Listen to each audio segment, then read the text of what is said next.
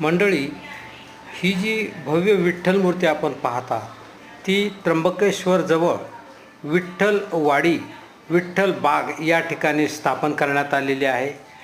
पर्यटकांच्या आकर्षणाचे हे एक नवीन ठिकाण झालेले आहे. हजारो पर्यटक या विठ्ठल बागेला भेट देतात आणि श्री विठ्ठलाची ही भव्य मूर्ती पाहून थक्क होतात. त्याचप्रमाणे आषाढी एकादशीच्या दिवशी या ठिकाणी कार्यक्रमाचं आयोजन केलं जातं.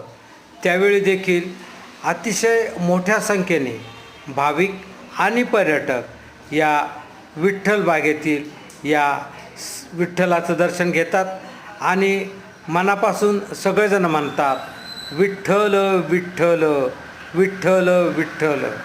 विठ्ठलाची ही मूर्ती नाशिकचे एक भव्य आकर्षण झालेले आहे.